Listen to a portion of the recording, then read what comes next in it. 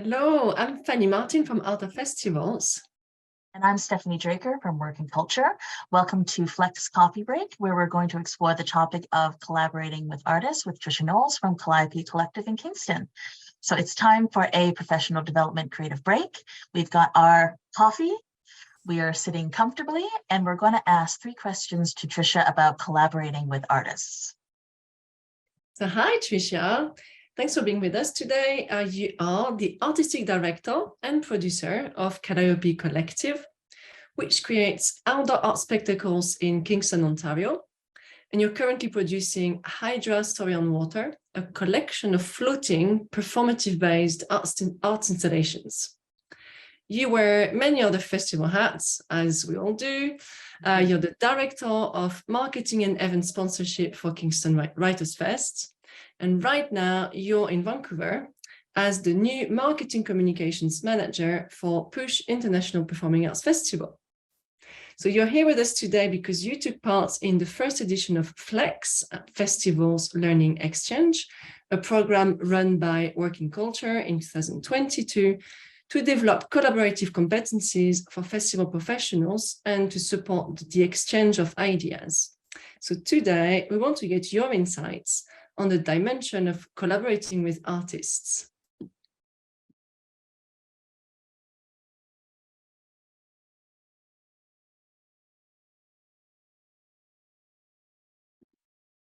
So Tricia, fittingly, you're also an artist yourself, and it'd be great to start with the principles that guide you in your collaborative approach with artists you commission through Calliope and the artists you promote with your festival marketing hat on.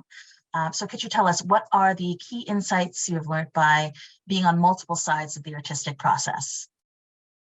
Sure. Yeah, it's a lot. It's funny because I wear so many different hats when it comes down to what I do, and it's thinking, I produce and I promote arts-based festivals and events. And with Calliope, it's really about a shared vision and about equitably paid work. So whether we're co-creating or commissioning work for a production, we're ensuring that everyone is being paid fairly for their contribution.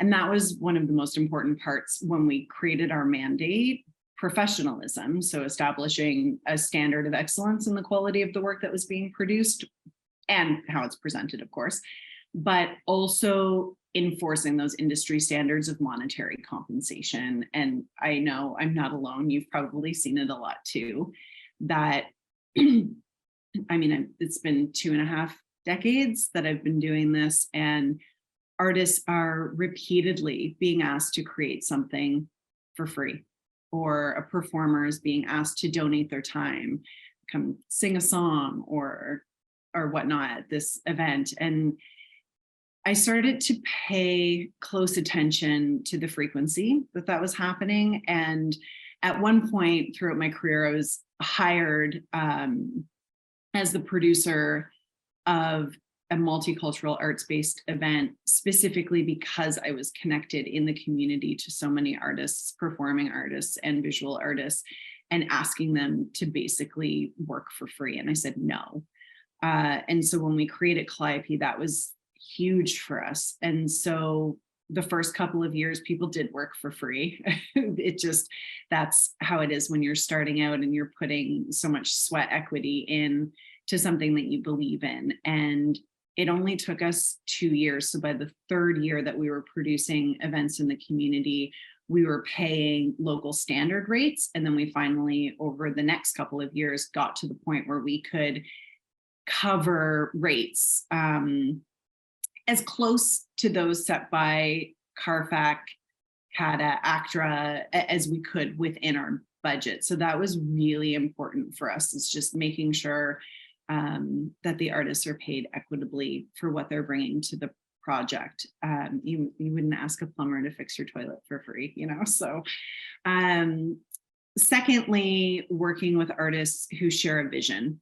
So if we're animating a public space and our goal is to change how we're interacting with each other and within the space itself, or we're allowing for this, we say it's a possibility to be transported to this world of enchantment, to be caught up in spectacle. But we can't create that without a collective vision. It's about the energy that you're bringing to the project. So while everyone can go into collectively creating a spectacle or a production together, and we have different perspectives on it, if you're coming from that same, creating on that same spectrum, you're coming from that same point of view, it brings a certain magic to the project. And I think without that, and I've done this in the past where I've collaborated with artists, or I've commissioned a piece of work that I was like, this is going to be spectacular. But because there wasn't this, shared vision of why we were creating it, it just lost a little bit. It didn't quite hit the mark. So it could be something that's aesthetically spectacular and maybe no one else would know, and it would still be a really beautiful production, but it would miss that little bit of sparkle, I think, in my personal opinion. So that's kind of the principles that I think of and try to be mindful of when I'm co-creating or commissioning pieces as a creator or a producer. With marketing, excuse me, I think that it's still about working together. So we want the artists to get as much exposure as possible, while at the same time expanding our audiences by being promoted to their circles and networks. So it's really beneficial for both parties. And that means working together and making sure that when we're receiving, whether it's with Push or Writers Fest or overseeing what's being done with Calliope, we're getting the exposure as a festival or an event or a production. We're making sure that the artists are being highlighted at the forefront of that, and making sure that they're credited and that we're giving them the support. So we could get an interview to promote one of our events. Say, like right now, I'm in the middle of doing the Push Festival in Vancouver, and it's important that we have our artists being interviewed, not just the people who are programming and producing the festival itself, but that we're providing the artists with the tools that they need to make it as easy as possible to promote the work that they have put so much into that's being shown. It's like marketing isn't their job, right? That's ours. And their vocation is to create, but people follow them. They want to read about, they want to listen to, they want to discover what the artists are like behind the scenes, not necessarily the people who are producing the festival. And I think that we as promoters need those avenues to get the word out and to sell tickets and to put bums in seats, but it's also making sure that those artists can get the exposure that they need.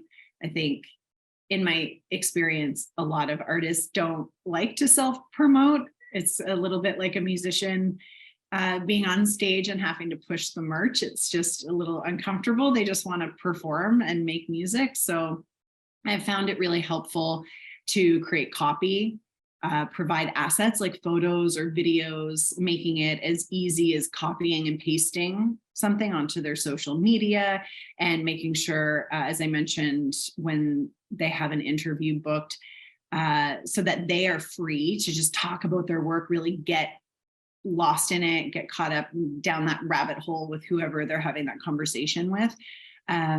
Just giving them a few talking notes when they're doing that, so that will help them support, us, we're supporting them in turn, and it's really allowing the artist and the artist's work to shine as much as possible. Thank you, Tricia. I mean, what I really picked up on that from your conversation was, establishing and enforcing those standards that you spoke to is such an important element when it comes to creating those equitable experiences that we do really want for everyone, including our artists and creators. And, being able to communicate needs and process, whether you're on the creative side or on the collaborator side, is so important in terms of understanding how to work together and, also advocate for yourself and others. So thank you for sharing that.